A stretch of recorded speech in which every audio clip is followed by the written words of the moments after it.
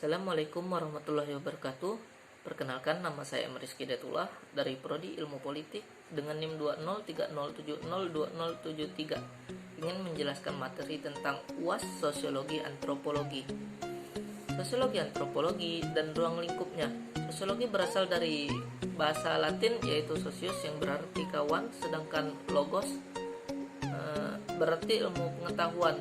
Ungkapan ini dipublikasikan pertama kalinya dalam buku yang berjudul Cours de Philosophie Positive karangan Auguste Comte pada tahun 1798 hingga 1857. Walaupun banyak definisi tentang sosiologi, namun umumnya sosiologi dikenal sebagai ilmu pengetahuan tentang masyarakat. Sosiologi merupakan ilmu pengetahuan atau ilmu tentang sifat dan perkembangan masyarakat. Ilmu tentang struktur sosial, proses sosial, dan perubahannya. Menurut Peter Sorkin, sosiologi adalah ilmu yang mempelajari tentang hubungan dan pengaruh timbal balik antara beragam gejala sosial dengan gejala non-sosial, dan ciri-ciri umum dari semua jenis gejala-gejala sosial lainnya. Antropologi berasal dari bahasa Yunani anthropos yang berarti manusia dan logos yang berarti wacana, bernalar, berakal, atau disebut dengan ilmu. Secara etimologi, antropologi berarti ilmu yang mempelajari tentang manusia, tentang sejarah manusia. Ilmu antropologi dan ilmu sosiologi merupakan bagian dari ilmu sosial yang mempelajari manusia sebagai makhluk hidup dan makhluk sosial. Antropologi mengkhususkan diri pada studi manusia, sedangkan sosiologi pada perilaku manusia dalam bermasyarakat atau perilaku sosial. Ruang lingkup ilmu antropologi sosial meliputi antropologi budaya, arkeologi, linguistik, dan antropologi fisik, biologik.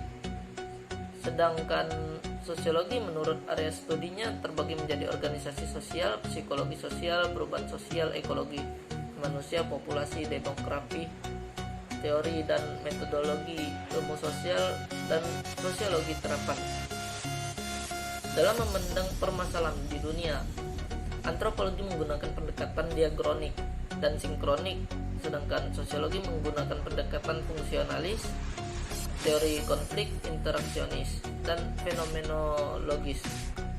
Ruang lingkup sosiologi. Sosiologi ruang lingkupnya lebih luas dari ilmu sosial lainnya karena mencakup semua interaksi yang berlangsung antara individu dengan individu, individu dengan kelompok, serta kelompok dengan kelompok dalam lingkungan bermasyarakat. Sosiologi mengkaji beberapa hal diantaranya yaitu ekonomi, masalah kewenangan, persoalan sejarah. Ruang lingkup antropologi. Ruang lingkup antropologi sebagai salah satu cabang ilmu sosial mempunyai bidang kajian sendiri yang dapat dibedakan dengan ilmu sosial lainnya seperti sosiologi, ilmu ekonomi, ilmu politik, kriminologi, dan lain-lain sebagainya. Antropologi juga dapat dikelompokkan dalam cabang ilmu humaniora karena kajiannya yang terfokus pada manusia dan kebudayaan. 2. Sosiologi dan antropologi. Stratifikasi sosial. Stratifikasi sosial adalah konsep yang termanifestasi dalam sistem bermasyarakat, berbangsa, dan bernegara.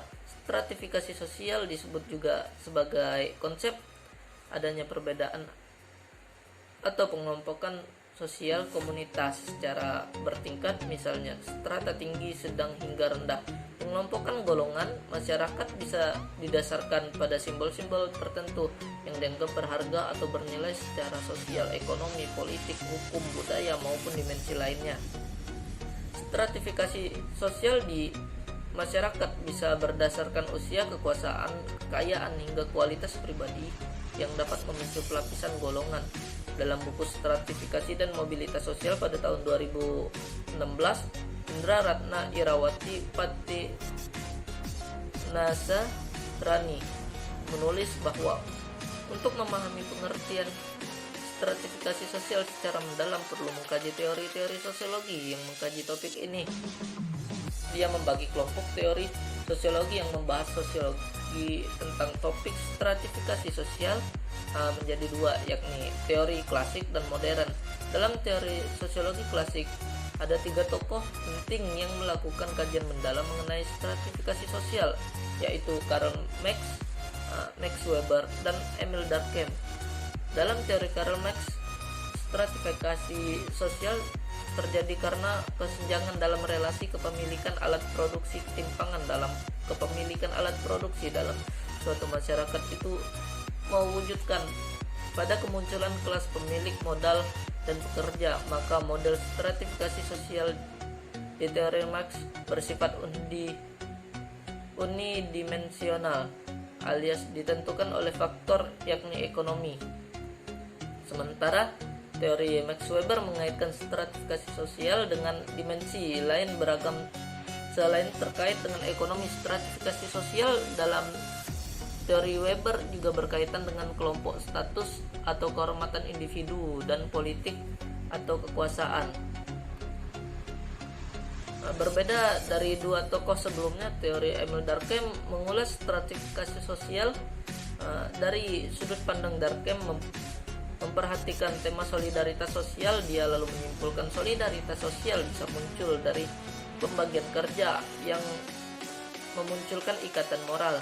Sementara dalam sejumlah teori sosiologi modern, ulasan tentang stratifikasi sosial dikemukakan beberapa tokoh seperti Ralderdorff, Erik Olin, Weck, Peter Blau, Pitirim Sorokin, Randall Collins, dan banyak pemikir penting lainnya. Hingga kini setidaknya ada 3 gugus perspektif dalam sosiologi yang mengkaji stratifikasi sosial, yakni fungsional konflik dan interaksionis simbolik. Ketiganya memiliki perbedaan sudut pandang, cara berpikir, dan fokus perhatian. Dampak stratifikasi sosial ini yaitu menurut Kamanto Sunarto dalam buku Pengantar Sosiologi, dalam dampak yang ditimbulkan akibat ketidaksamaan dalam sistem sosial. Stratifikasi sosial ini yaitu terjadinya perbedaan gaya hidup karena simbol yang menandakan status seseorang dalam masyarakat yang berbeda. Contoh analisis studi kasus yaitu partisipasi masyarakat dalam implementasi kebijakan menghadapi pandemi COVID-19, di mana pemerintah membutuhkan partisipasi masyarakat dalam kegiatan menjaga jarak, selalu memakai masker, dan mencuci tangan. Di dalam sosiologi mempelajari tentang sifat dan perkembangan masyarakat, di mana masyarakat sekarang mudah terkena dampak dari penyakit COVID-19. Di dalam mengendalikan COVID tersebut, pemerintah membutuhkan kreativitas, inovasi, penyampaian ide pemikiran dari masyarakat tersebut. Melainkan sekarang pendidikan pada mulai sosiologi dan antropologi pendidikan memandang fenomena tersebut secara utuh dan komprehensif untuk memahami pendidikan nasional Indonesia secara keseluruhan. Kajian sosiologi dan antropologi memberikan sumbangan kontribusi dalam perumusan kebijakan, strategi, program, dan intervensi pendidikan bagi orang tua, pendidik, dan pemimpin pendidikan sesuai dengan posisi dan peranan mereka dalam kajiannya. Pendidikan digunakan oleh setiap masyarakat untuk mempertahankan kelangsungan hidup masyarakat dan budayanya, untuk mengupayakan agar setiap warga masyarakat menjadi pendukung aktif institusi komponennya dipertahankan dan dikembangkan. Pendidikan sosio budaya menjadi suatu keharusan supaya eksistensi masyarakat budaya dapat terjamin.